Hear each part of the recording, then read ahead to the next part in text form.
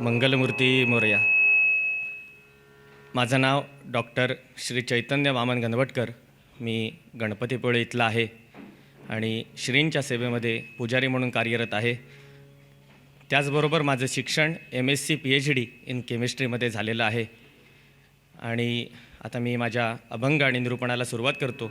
परंतु आपल्याकडे मर्यादित वेळ असल्यामुळे सर्वप्रथम मंगलमूर्तींच्या चरणी साष्टांग दंडवत, व्यास महर्षी, नारद महर्षी यांना वंदन आणि माझ्या अभंगाला सुरुवात करतो, माझ्या निरूपणाला सुरुवात करतो. श्री गणेशाय नमः, श्री सरस्वत्यै नमः, श्री गुरुभ्यो नमः. वक्रतुंड महाकाय सूर्यकोटिसमप्रभ निर्विघ्नं कुरु मे देव सर्वकार्येषु सर्वदा.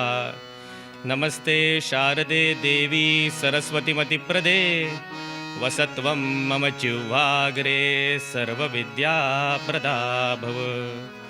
गुरुर्ब्रह्मा गुरुर्विष्णु गुरुर्देवो महेश्वरः गुरुः साक्षात् परब्रह्म तस्मै श्री गुरवे नमः.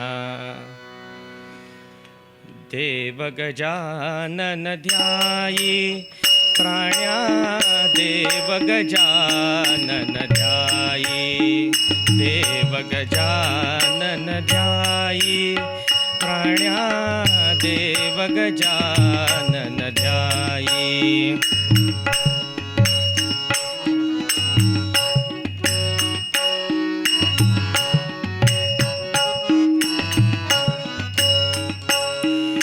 जो स्मरता मग संकट कैचे, जो स्मरता मग संकट कैचे, नाम तयाचे गाई गाई.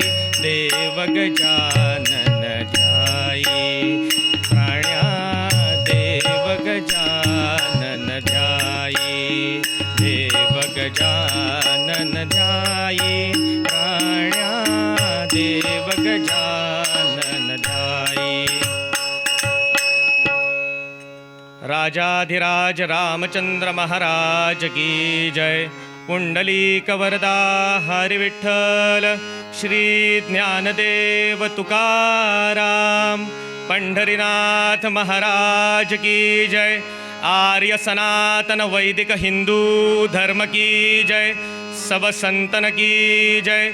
श्रीधर स्वामी महाराज की जय. जय जय रघुवीर समर्थ मंगलमूर्ती मोरया. आजच्या निरूपणासाठी घेतलेला अभंग थोर गाणपत्य साधू गाणपत्य संप्रदायातले अधिकारी मोरया गोसावी यांनी रचलेला आहे. काय म्हणतात ते? जासी पाहता भवश्रम गेला ते सुख बोलू काही, जो स्मरता मग संकट कैचे नाम तयाचे गाई. गोसावी नंदन तनु मने वाचा विनटे ज्याच्या पायी देव गजानन ध्यायी. अशा पद्धतीने मोरया गोसावी आपल्याला हा अभंग रचत भगवंताचं, गणपती बाप्पांचं स्मरण करायला सांगतात. ज्यांना प्रत्यक्ष भगवंत भेटला आणि ज्यांचा जन्मसुद्धा मला वाटतं चतुर्थीचा आहे, असे गाणपत्य संप्रदायातील अधिकारी थोर महासाधू मोरया गोसावी यांनी रचलेला हा अभंग आहे. आणि ते कशासाठी म्हणतायत?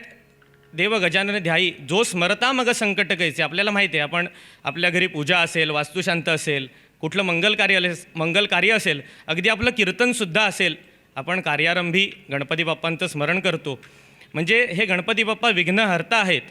आणि कुठलाही विघ्नहर्ता आपण मंगल कार्याचं बघितलं, पण ग्रंथ जेव्हा आपले साधू संत थोर मंडळी जेव्हा ग्रंथारंभ करतात तेव्हासुद्धा गणपती बाप्पांचं स्मरण करतात. त्याकरता रामदास स्वामी काय म्हणतात? गणाधीश जो ईश सर्वा गुणांचा, मुळारंभ आरंभ तो निर्गुणाचा. नमू शारदा मूळ चत्वार वाचा, गमू पंथ अनंत या राघवाचा.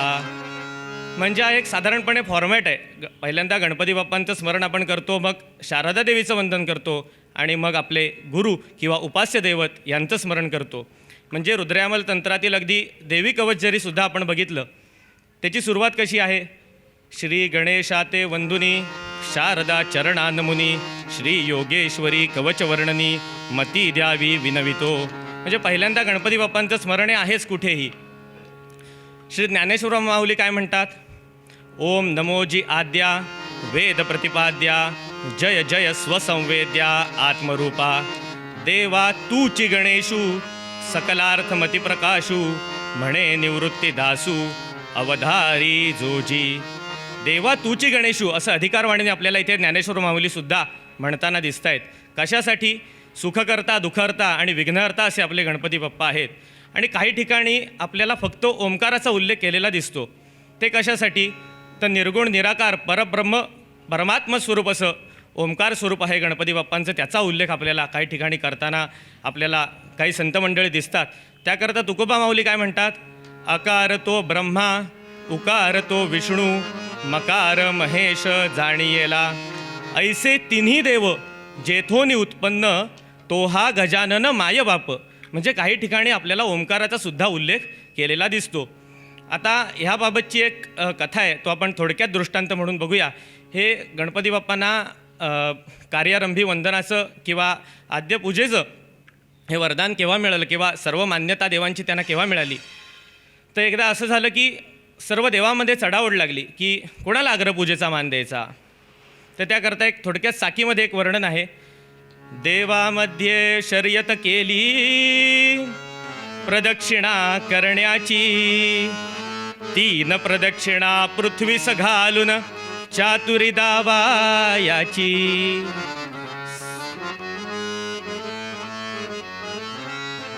देवामध्ये चढाओढ लागली की कुणाला अग्रपूजेचा मान द्यायचा. तेव्हा हा वाद गेला ब्रह्मदेवांच्या कोर्टामध्ये. तेव्हा असं ठरलं की जो सर्वप्रथम पृथ्वीला 3 प्रदक्षिणा घालून पूर्ण करेल त्याला अग्रपूजेचा मान द्यायचा. आता इथे आपल्याला सगळ्यांना वाटतं किंवा तेव्हासुद्धा सगळ्यांना वाटलं की ज्याचं वाहन फास्ट असेल किंवा गती फास्ट असेल तो पटकन पृथ्वी प्रदक्षिणा करेल आणि त्याला अग्रपूजेचा मान मिळेल. वंदे भारत एक्सप्रेस पाहिजे का? पाहिजे. राफेल पाहिजे का? पाहिजे. पण कधीकधी सर्जिकल स्ट्राईकसुद्धा करावा लागतो.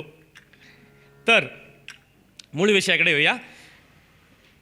गणपती बाप्पांचा धर्मशास्त्रातला अभ्यास किती सूक्ष्म आहे ह्या उदाहरणावरून कळतं. काय केलं गणपती बाप्पांनी?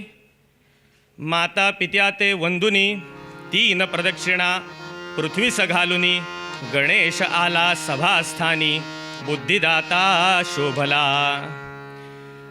या पृथ्वी प्रदक्षिणेचं पुण्य आपल्याला मिळेल. कसं मिळेल? तर माझ्या आईवडिलांना मी प्रदक्षिणा त्यांच्या भोवती पूर्ण केली घालून की मला हे पृथ्वी प्रदक्षिणेचं पुण्य मिळणार आहे. तेव्हा गणपती बाप्पांना कळलं अहो साक्षात बुद्धिदाताच ते.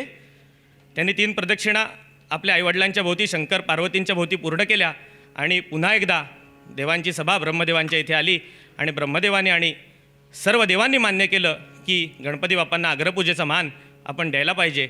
अशा हा छोटासा एक दृष्टांत.